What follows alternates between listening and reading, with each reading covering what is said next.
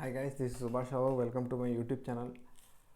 पहले players retired होके जाते थे MLS या ब्राज़ीलियन लीग या जो उनकी जो नेटिव लीग्स थी वहाँ पे जाके खेलते थे, या तो ऑल इन ऑल रिटायर हो जाते थे।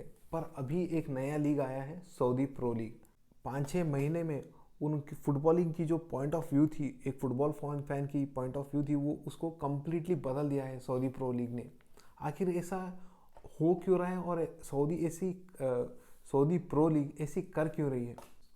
सऊदी अरेबियन गवर्नमेंट जो है, उन्होंने 7 बिलियन यूरोस का फंड दिया है अपने फुटबॉलिंग फेडरेशन के लिए, क्योंकि वो ये करना चाहते हैं कि अच्छे अच्छे यूरोपियन प्लेयर्स जो हैं वो हम उनके लीग में आए और उनकी जो लीग की स्टैंडर्ड्स है वो और ऊपर हो जाए। वो एक बेसिकली अपने फुटबॉलिंग लीग को इतना अच्छा बनाना चाहते हैं कि they want to be the best leagues in the world. पर ऐसे क्यों कर रहे हैं सऊदी? क्यों? इसलिए क्योंकि जो गेम से वो एक फुटबॉल से जो है वो अपनी इकोनॉमी भी सुधारना चाहते हैं और उनकी जो इमेज है वो सुधारना चाहते हैं। इकोनॉमी तो उनकी अच्छी है ही, पर they are thinking from the future point of view. क्योंकि ये जो होल प्रोजेक्ट है सऊदी की और उन्होंने जो 7 बिलियन यूरो का जो फंड रखा है, वो इसलिए रखा है ताकि बाय द ईयर 2030 उनकी फुटबॉलिंग लीग जो है वो इतनी अच्छी बन जाए कि it will be the second best choice for any player who wants to go anywhere else apart from European football. पहले MLS था और MLS के बाद चाइनीज़ लीग भी आ गई। हालांकि चाइनीज़ लीग जो है वो उतना, चाइनीज़ सुपर लीग उतना सस्टेन नहीं कर पाई, क्योंकि जो उनकी फाइनेंशियल इश्यूज़ के कारण वो उतनी सस्टेनेबल लीग नहीं बन पाई। पर सऊदी एक ऐसी लीग दिख रही है कि वो सस्टेनेबल बन सकती है।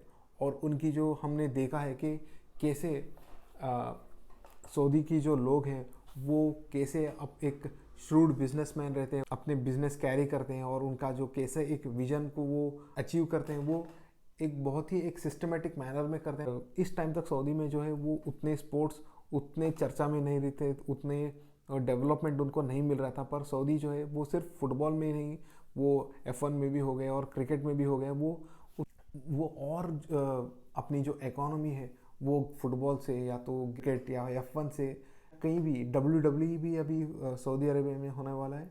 स्पोर्ट्स से जो है वो अपनी इकोनॉमी बढ़ाना चाहती है और उनकी जो इमेज है वो वाइट वॉश करना चाहती है। इनकी जो पूरी की पूरी प्लान थी वो सऊदी अरेबियन लीग को अच्छा बनाने के लिए वो स्टार्ट हुई क्रिस्टियानो रोनाल्डो के साइनिंग से। वो एक साइनिंग इतनी क्रूशियल बन गई ना, क्योंकि उससे पहले सऊदी प्रो लीग को कोई भी जानता था पर उसको कोई देखता भी नहीं था, क्योंकि उतने अच्छे प्लेयर्स नहीं थे। हालांकि प्लेयर्स थे जैसे कि एंडरसन टलिस्का हो गए, विंसेंट अबू बकर, ऐसे प्लेयर्स थे जो एक डाई हार्ड फुटबॉल फैन को ही पता था।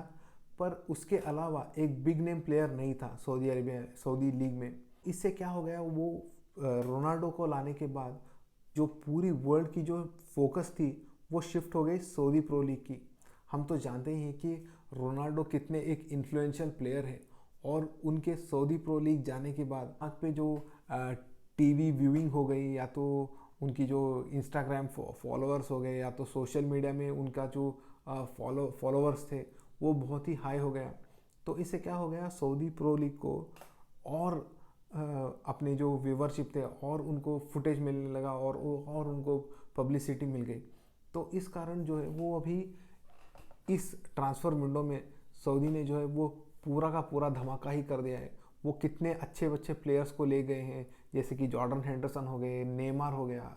Neymar he was touted as one of the next best players after Messi and Ronaldo. पर वो अभी इतने, हालांकि वो 30 ईयर्स के हैं, पर फिर भी वो अभी सऊदी प्रो लीग को गए हैं। इससे ये दिखता है कि सऊदी जो है वो, हालांकि it's a relatively new league, but still it has the capacity to attract big game players, जैसे कि मिलिंकोविच साविच हो गए, रुबेन नेवेस, अभी तो गैब्री विएगा भी गए हैं सऊदी प्रो लीग को। Gabri Veiga, he is only 21 years of age. And Chelsea, Arsenal और लिवरपूल और बायर म्यूनिक और नापोली, पांच ऐसे टॉप यूरोपियन क्लब्स उनके सिग्नेचर के लिए बैटल कर रहे थे, पर उन्होंने चूज़ किया सऊदी प्रो लीग को। तो इससे ये दिखता है कि पैसे की जो पावर है, money can get you anything and anyone. और इस सऊदी प्रो लीग को भी फ़ायदा है, क्योंकि अबव 30 के जो प्लेयर्स हैं उनके अलावा रिलेटिवली यंग प्लेयर्स भी अगर सऊदी प्रो लीग ज्वाइन कर रहे हैं तो इससे ऑटोमेटिकली जो है वो सऊदी लीग की जो क्वालिटी है और जो उनका स्टैचर है और उनकी जो रिस्पेक्टेबिलिटी है वो और बढ़ जाएगी। वो एक ऐसे टेम्प्रोरी लीग्स नहीं माना जाएगा। अगर एक यंग प्लेयर्स भी वहाँ पे ज्वाइन कर रहे हैं तो उनको एक ऐसे लगेगा कि वहाँ पे एक फ्यूचर है। अगर हम नेमार की ही बात कर लें तो मेरे हिसाब से वो आराम से एक 4-5 साल खेल सकते हैं सऊदी प्रो लीग में। हालांकि that depends on the contract situation and the amount he will get paid. पर उसके अलावा नेमार को अगर वो 2-3 साल भी खेलते हैं ना, वो सऊदी के लिए बहुत अच्छा है। और उसके अलावा तो रोनाल्डो तो है ही। रूमर्स ऐसे थे कि रोनाल्डो को 4 to 5 ईयर्स का कॉन्ट्रैक्ट दिया है सऊदी प्रो लीग का अल नसर ने। तो इससे ये पता चलता है कि वो अपने जो फ्यूचर है उनको सिक्योर करने में लगा है सऊदी। एक और बात यहाँ पे ये दिख के आ रही है कि pro league is in contact with UEFA to get a UCL spot. जैसे कि हमको पता है कि नेक्स्ट सीज़न के यूसीएल में एक स्विस सिस्टम एम्प्लॉय होगा और वहाँ पे काफ़ी सारे टीम्स खेलने को आएंगे। तो सऊदी ये डिमांड कर रहा है कि जो सऊदी प्रो लीग का जो विनर है वो खेले यूसीएल में। तो इससे क्या हो जाएगा कि जो यूसीएल खेलने के, चैम्पियंस लीग खेलने एस्पिरेंट्स हैं, जो प्लेयर्स को जो ड्रीम रहता है कि हम चैम्पियंस लीग में खेल सकते हैं, वो भी ड्रीम अचीव हो जाएगा अगर वो सऊदी प्रो लीग में आते हैं। तो इससे उनकी और क्रेडिबिलिटी, डिज़ायरेबिलिटी कहते हैं, वो और बढ़ जाएगा। पर इससे नुकसान हो जाएगा यूरोपियन फुटबॉल को, क्योंकि अगर सऊदी प्रो लीग जो सैलरीज और जो वेजेस अफोर्ड कर पा रही है वो यूरोपियन फुटबॉल के लिए फिजिबल है ही नहीं, क्योंकि they are giving 3 times 4 times the wages to the players, to the European players. तो इससे यूरोपियन फुटबॉल तो पूरा डिस्ट्रॉय हो ही जाएगा। हालांकि हर प्लेयर तो सऊदी प्रो लीग नहीं जाना चाहेगा। तो इससे क्या हो जाएगा ना कि एक बैलेंस आ जाएगा। वो जो एक उभरते सितारे थे उनको जो अच्छी बिग क्लब में मूव्स नहीं मिल रही थी, वो प्लेयर्स को भी एक एवेन्यू मिल जाएगा अपने टैलेंट को दिखाने का और अच्छे पैसे कमाने के लिए। ये भी एक अच्छी बात है सऊदी प्रो लीग की इंट्रोडक्शन के बाद। और प्लेयर्स का जो लाइफस्टाइल है वो इम्प्रूव हो जाएगा और हमको एक और कॉम्पिटिटिव लीग भी दिखने को मिल सकता है इन द नियर फ्यूचर।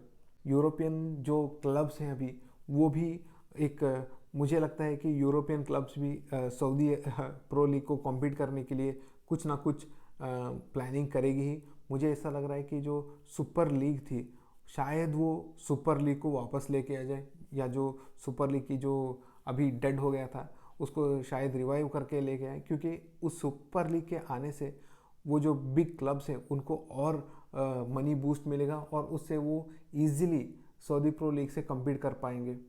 तो मुझे ये लगता है कि अभी जो प्लेयर्स जा रहे हैं वो they are motivated by money, nothing else. But after a time these players will be told as the pioneers of the game in Saudi, who laid the foundation work for that football federation in that country. तो जो नई पीढ़ी है वो इस 4-5 साल को देखेगी, वो कैसे उन्होंने एक स्ट्रॉन्ग फाउंडेशन बिल्ड किया और उस पर और उन्होंने बिल्डअप करते चले गए। मेरा short video on the Saudi pro league and its impact. Please मेरे कमेंट सेक्शन में बताइए आपको जो ये वीडियो कैसा लगा।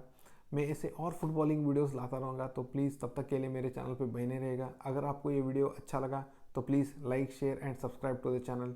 This is Subhash Yadav signing of.